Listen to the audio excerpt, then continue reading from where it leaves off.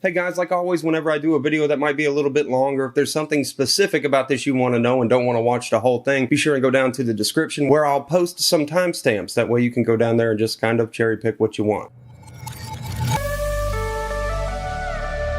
Hey guys, what's up? It's Matt186 and we're taking a look at XGIMI's MoGo today. Now there are two variants of this releasing this month, the month of September in 2019, and that's going to be the MoGo and the MoGo Pro. The one I have is the MoGo. It's 540p resolution versus the native resolution of MoGo Pro, which is 1080p. So anything that this projector does well, I wholeheartedly expect the Pro version to do better. Now I don't have a Pro version to look at, but we're going to discuss the lower version of this. And if there's one thing XGIMI does right, or seems to do right as far as projectors, which by the way, XGIMI is a big Chinese company, a lot like Xiaomi, like they're a notable brand overseas, less so here, but more so in the future, hopefully, based on what we've seen in trends. But they're a big brand, they do things right, and they're known. So anyways, let's take a look at the MoGo and see what we think. Now this is a single chip DLP projector using AM Logic's T950X2 chip, 1.8 gigahertz processor, and it's powered by the quite capable Mali GPU G31. On board it has 2 gigabytes of RAM and 16 gigabytes of internal storage, 12 of which are available to you. As I may or may not have mentioned, the resolution of the regular MoGo is 540p versus the big brother, the MoGo Pro, which is 1080p native, with a brightness that says 210 lumens. Now that's 10 more lumens than everything else in its class.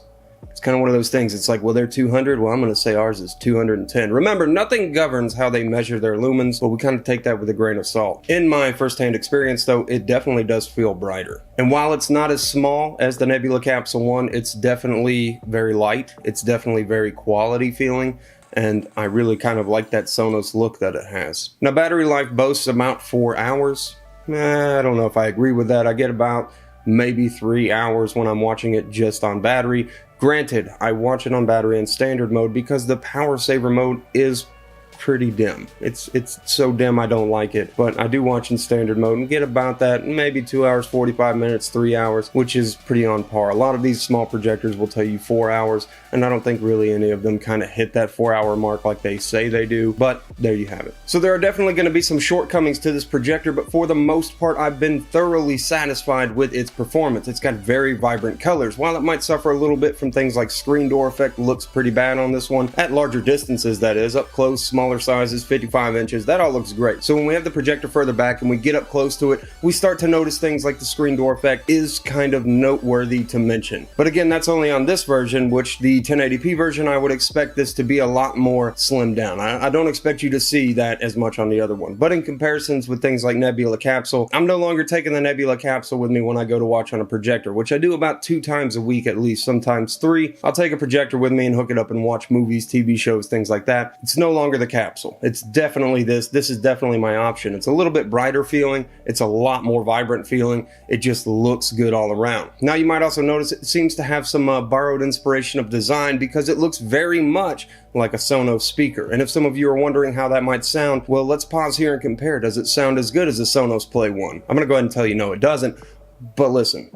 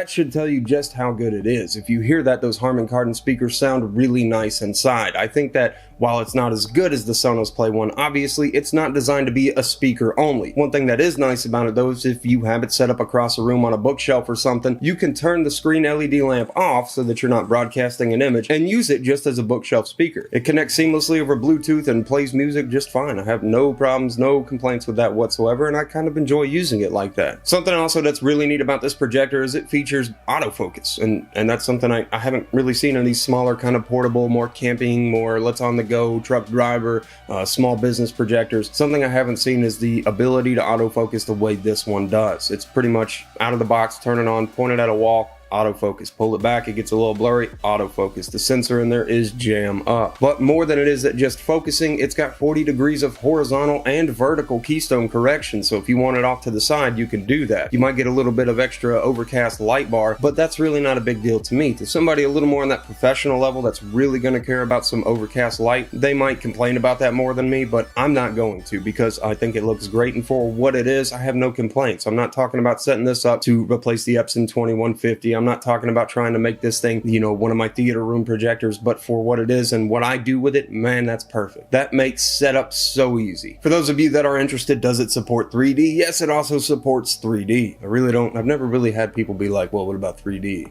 It's like one of those neat gimmicky things, but how many people actually really care about that? Maybe you do. I don't know. Sorry if you do. Okay, this is something we need to talk about. It does have the graphic user interface of Android TV 9.0. That's awesome. It's kind of like having NVIDIA Shield built into this thing and Shield TV's abilities. And it's very smooth, very fluid. Like I said, that Mali GPU is great at what it does. It's a really easy experience. It's not choppy, it's not cutty, but there are some big problems with it. And before I really say these big problems, I also want to say this is kind of the pre-released beta test of this device. This actual projector upon release, because we're so close to it, may also have these issues, but I want to mention them, and I'm positive that they're not going to let it ride like this. They are going to fix this.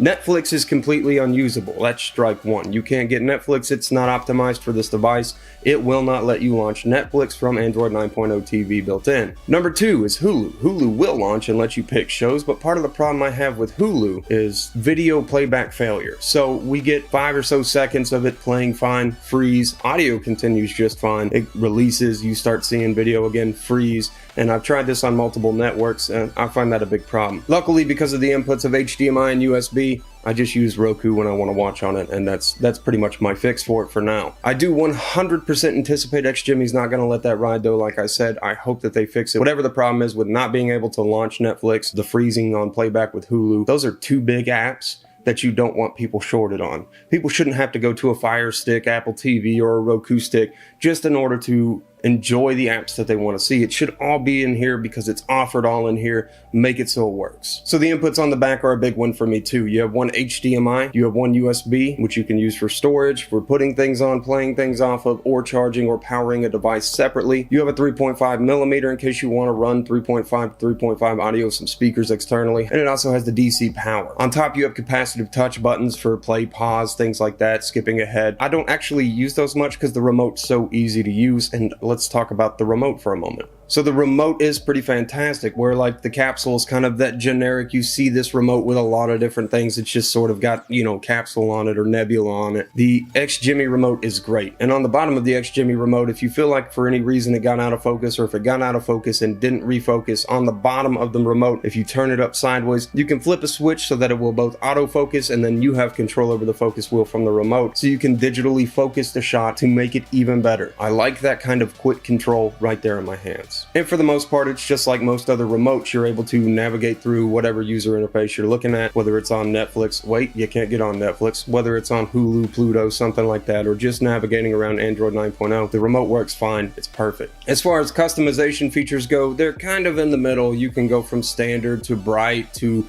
power saver, and then you can also go to custom. And in custom, you can modify things like your RGB, your red, green, and blue, and your brightness level. Now, you can change that to some degree, but you don't have the option for other more intricate things like contrast. I would have liked to have seen that. Well, I'll take what you give me here. I'm actually not displeased with the amount of projection picture quality, any of that. It looks really good. It really does. The entire bottom of the projector itself has a big rubber foot that encircles the bottom of it. There's also a thread mount on it, so if you wanted to put it on a tripod or something, or a monopod, in order to set it somewhere to project, that works great. So there's always lots of things to cover with things like this, but I don't want to make it so drawn out and long. If you guys have any questions, be sure and post them down below, and I'll do my best to answer them for you. It's a pretty cool device that's currently on Indiegogo and about to be in production stage as it releases this month, as I said, September of 2019. Maybe it's something you've been looking at, maybe you didn't know it existed. It's definitely a replacement to me for the Capsule 1, competes with it wholeheartedly 100%, and kind of blows it out of the water. Anyways, guys, like I said, questions, if it's something I missed, I'll definitely try to get back with you. You guys have a great day, night, whatever it is, and I'll see you in the next video I do.